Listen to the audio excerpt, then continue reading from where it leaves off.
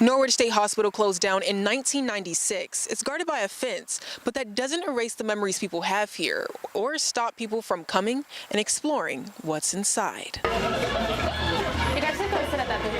In this family-owned diner in Jewett City, You want that? you'll find someone who is hardworking, brave, Just little like spirits messing around, I guess, but nothing someone couldn't handle. and adventurous. I did have quite a bit of visits to the hospital and the administration building and the nurses' houses and all that. Alexis Lang-Lois spent many weekends going to the Norwich State Hospital. It was 2021 and I went with my friends because I had never been to an abandoned building before. Multiple buildings sit alongside the road in Preston and Norwich.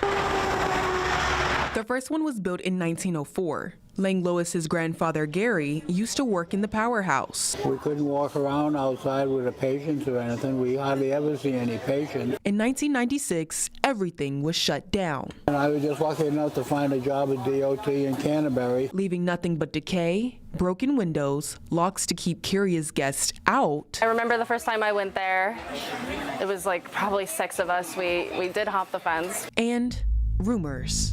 I heard that a lot of people experience like doors closing by themselves or they'd hear footsteps. It wasn't necessarily spooky for me. I didn't have any experience, like spooky experience at first. That was until Alexis found something in 2023 that made her never want to come back.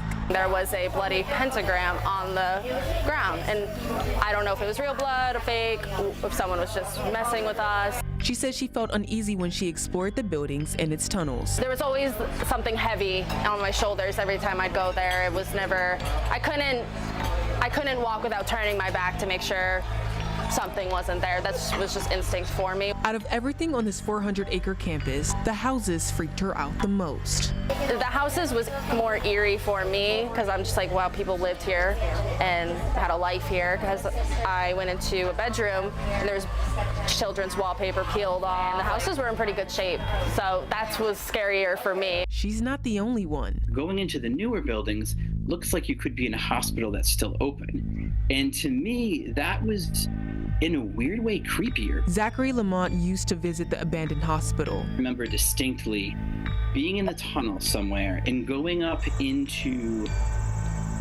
some steps into one of the buildings, and that room just being very, very cold. And also heard stories about the possible ghosts in these walls. I remember speaking with some of the security that used to work there, and one man told me that he was inside one of the buildings looking for intruders and felt a hand brush his head. It's unclear if it was truly a ghost, but Preston and Norwich officials hope to leave this haunted past behind. Plans are in place to demolish the buildings.